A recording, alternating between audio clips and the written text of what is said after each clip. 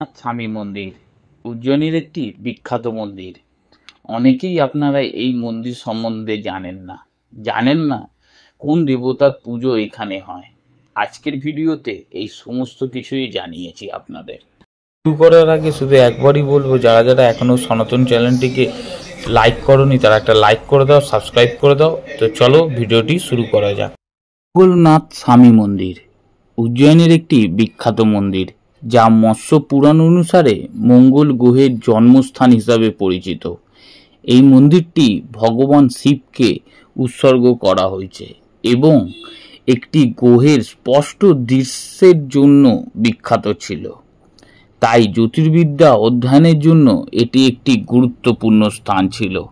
মৎস্য পুরাণ অনুসারে মঙ্গলনাথ মন্দিরটি মঙ্গলের জন্মস্থান হিসাবে পরিচিত। কিংবদন্তিতে আছে যে ভগবান শিবের কপাল থেকে ঘাম এর একটি ফোঁটা এখানে পড়েছিল। তখন তিনি অসুর অন্ধকাসুরের সাথে যুদ্ধ করছিলেন এবং সেই ফোঁটা থেকেই মঙ্গলের জন্ম হয়। প্রাচীনকালে এই মন্দিরটি গ্রহের স্পষ্ট দৃশ্যের জন্য পরিচিত ছিল, তাই এটি জ্যোতির্বিদ্যা অধ্যয়নের জন্য একটি গুরুত্বপূর্ণ স্থান। মন্দিরটি প্রতিদিন শত শত ভক্তরা পরিদর্শিত হয় এবং এটি উজ্জয়িনীর অন্যতম সক্রিয় মন্দির হিসাবে বিবেচিত হয়।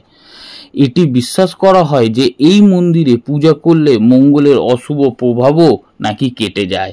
মন্দিরটি শিপ্রা নদীর তীরে অবস্থিত এবং এটি একটি প্রাচীন মন্দির। এর শৈপত্য শিলা ও আকর্ষণীয় কিছু কিছু কিংবদন্তি অনুসারে এই মন্দিরটি ভগবান শিবের মন্দির হিসাবেও পরিচিত। এখানে ভগবান শিবকে মঙ্গল গ্রহের দেবতা হিসাবে পুজো করা হয়। মঙ্গলনাথ স্বামী মন্দির শুধু একটি ধর্মীয় স্থান নয়, এটি একটি জ্যোতির্বিজ্ঞান এবং ইতিহাসের দিক থেকেও গুরুত্বপূর্ণ। এখানে আসা ভক্তরা কেবল পূজা অর্চনা করে না, বরং গ্রহের অবস্থান এবং তাদের প্রভাব সম্পর্কে জানারও সুযোগ পান। আপনারাও যদি এই মন্দিরে যান তাহলে আমায় কমেন্ট করে জানাবেন। আর কেমন লাগলো আজকের ভিডিওটা সেটাও বলবেন। যদি ভালো লাগে তাহলে লাইক করবেন এবং বন্ধুদের সাথে শেয়ার করতে ভুলবেন না। দেখা হবে আবার অন্য এক ভিডিওতে।